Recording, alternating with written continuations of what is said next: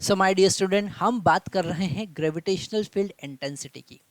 और अभी तक हमने ग्रेविटेशनल फील्ड इंटेंसिटी क्या होता है, ग्रेविटेशनल फील्ड इंटेंसिटी का फॉर्मूला क्या होता है, हमने ये देखा कि अगर हम पॉइंट मास की बात करते हैं तो ग्रेविटेशनल फील्ड इंटेंसिटी कैसे फाइंड करते हैं, उसका सुपरपोजिशन हमने देखा।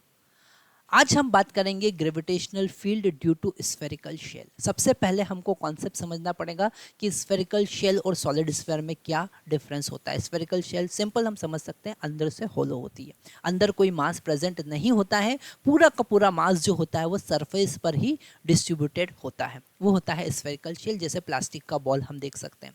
सॉलिड स्फीयर की बात करें तो हम वाटरमेलन देख सकते हैं, अंदर से पूरा सॉलिड होता है, पर प्लास्टिक का बॉल जो होता है अंदर से होलो होता है, वो है स्फेरिकल शेल। और अगर स्फेरिकल शेल की हम बात करें तो उसके कारण हम ग्रेविटेशनल फील्ड की बात करेंगे, है ना। तो यहाँ पर हमारे पास में एक स्फेरिकल शेल है और ये स्फेरिकल शेल का रेडियस जो है हम आर मान के चल रहे हैं। कितना मान के चल रहे हैं? Capital R. अब कुछ पॉइंट आपको ध्यान से समझना है। यहाँ पर अलग अलग पैरामीटर हम लेके चल रहे हैं। हम यहाँ पर कैपिटल आर जो है वो रेडियस लेके चल रहे हैं और स्मॉल आर जो है it is the distance from the centre, है ना। तो यहाँ पर ये पॉइंट लिखना बहुत ज़्यादा जरूरी है। This capital R is radius of, क्या है? रेडियस ऑफ शेल, शेल का रेडियस है। और स्मॉल आर क्या है? स्मॉल आर यहाँ पर है डिस्टेंस फ्रॉम द सेंटर। क्या है? Distance from the centre, centre से डिस्टेंस है। ओके, तो यहाँ पर हमारे पास तीन केस होंगे जैसा हमको स्क्रीन पर दिख रहा है। First case inside the spherical shell, मतलब जब स्मॉल आर का वैल्यू कैपिटल आर से छोटा होगा, है ना, 0 से बड़ा और स्मॉल आर से छोटा, मतलब कि अंदर हम बात करेंगे तो ग्रेविटेशनल फील्ड इंटेंसिटी क्या होगा वो हमको चेक करना है। ऑन दिस सरफेस, सरफेस पे कितना होगा, मतलब इस स्मॉल आर का वैल्यू कैपिटल आर के बराबर जब हो जाएगा तो ग्रेविटेशनल फील्ड इंटेंसिटी क्या होगा। और आउटसाइड द स्फेरिकल शेल, मतलब अगर हम इस कैपिटल स्मॉल आर का वैल्यू कैपिटल आर से बड़ा है। ओके, तो तीन अलग अलग केस में हमको यहाँ पर ग्रेविटेशनल फील्ड इंटेंसिटी फाइंड करना है। ओके, यहाँ पर ये कॉन्सेप्ट हमको बहुत ध्यान से समझना है कि स्मॉल आर जो है वो डिस्टेंस है और कैपिटल आर रेडियस है जो कि एक कांस्टेंट है। ओके, तो अगर हम फर्स्ट केस देखें, अगर हम यहाँ पर फर्स्ट केस देखें, इनसाइड,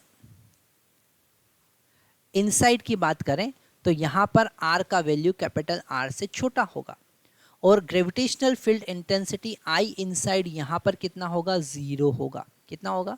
0 होगा, क्योंकि अंदर कोई मास प्रेजेंट नहीं है।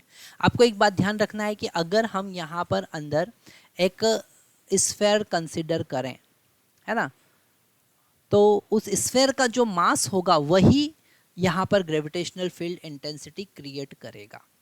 अंदर वाला केवल इनसाइड मास ही क्रिएट करेगा। ये कॉन्सेप्ट और अच्छे से आप 12th क्लास में समझेंगे जब गॉस लॉ को आप समझेंगे, वही कॉन्सेप्ट हम यहाँ पर भी लगा रहे हैं। ओके, तो यहाँ पर इनसाइड ग्रेविटेशनल फील्ड इंटेंसिटी 0 होगा, अंदर कोई ग्रेविटेशनल फील्ड इंटेंसिटी नहीं होगा।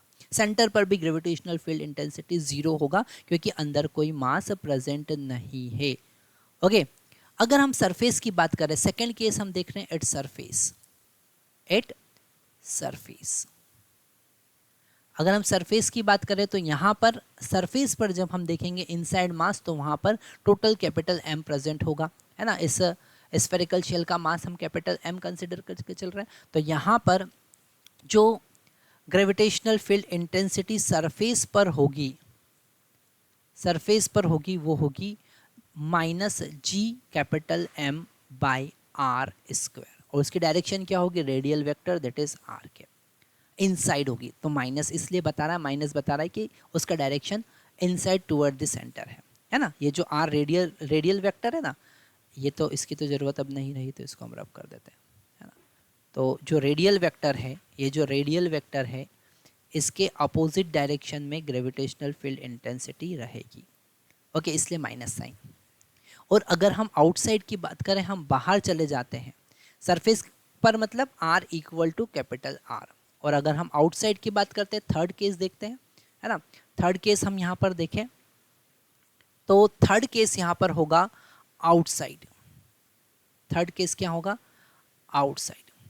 और थर्ड केस में अगर हम बात करें तो थर्ड केस में यहाँ पर आर कैपिटल आर से बड़ा होगा और आउटसाइड ग्रेविटेशनल फील्ड इंटेंसिटी का फार्मूला होगा minus G capital M divided by R square into R के, है ना। दोनों में डिफरेंस क्या है, यहाँ पर डिनोमिनेटर में कैपिटल आर है जो कि एक कांस्टेंट है और ये वेरिएबल है। ओके, यहाँ पर स्मॉल आर है, कितने डिस्टेंस पर आप ग्रेविटेशनल फील्ड फाइंड कर रहे हैं। तो ये इसको हम पॉइंट मास कंसिडर करके यहाँ पर आर डिस्टेंस पर ग्रेविटेशनल फील्ड इंटेंसिटी फाइंड कर सकते हैं, पर इनसाइड की बात करेंगे तो जीरो आएगा। ओके, तो यहाँ पर हमने तीनों केस देखे, ग्रेविटेशनल फील्ड आउटसाइड कितना है, ग्रेविटेशनल फील्ड इनसाइड कितना है और सरफेस पे कितना है। ये तीनों फार्मूले आपको बहुत अच्छे से याद रख लेना है। यहाँ पर डायरेक्शन जो होगी ग्रेविटेशनल फील्ड इंटेंसिटी की वो टुवर्ड द सेंटर होगी, रेडियल डायरेक्शन के अपोजिट होगी, इसलिए हम नेगेटिव साइन यहाँ पर यूज कर रहे हैं। अच्छा, अगर हम इसे ग्राफिकली प्लॉट करें, अगर हम यहाँ पर एक्स एक्सिस पर आर ले लेते हैं, ओके, एक्स एक्सिस पर डिस्टेंस ले लेते हैं, है ना। एक्स एक्सिस पर हमने यहाँ पर डिस्टेंस ले लिया आर और वाई एक्सिस पे हमने ले लिया gravitational field intensity I. Okay, तो जब हम आर इक्वल टू 0 से R equal to capital R तक देखेंगे तो ग्रेविटेशनल फील्ड इंटेंसिटी कितना होगा, 0 होगा। कितना होगा, 0 होगा। उसके बाद सरफेस पर ग्रेविटेशनल फील्ड इंटेंसिटी मैक्सिमम होगा। कितना होगा, वो होगा G capital M divided by R square. Surface पर ग्रेविटेशनल फील्ड इंटेंसिटी मैक्सिमम होगा और बाहर जैसे आउटसाइड हम मूव करेंगे तो ग्रेविटेशनल फील्ड इंटेंसिटी ऐसा डिक्रीज होगा। ओके, हाइपरबोलिक फॉर्म में ऐसा डिक्रीज होगा, आर स्क्वायर के इन्वर्सली प्रोपोर्शनल होगा। यहाँ पर outside gravitational field intensity G M by R square होगा। तो यहाँ पर ये ग्राफ जो है वो सबसे ज़्यादा इंपॉर्टेंट है जो आपको समझना है। ओके, ये ग्राफ सबसे ज़्यादा इंपॉर्टेंट है जो आपको समझना है। यहाँ पर हमने स्फेरिकल शेल के लिए ग्राफ प्लॉट किया, किसके बीच में, ग्रेविटेशनल फील्ड इंटेंसिटी और डिस्टेंस के बीच में। तो ये कॉन्सेप्ट बहुत अच्छे से आपको समझ में आए। यहाँ पर हमने ग्रेविटेशनल फील्ड इंटेंसिटी फाइंड की due to uniform spherical shell. Thank you very much.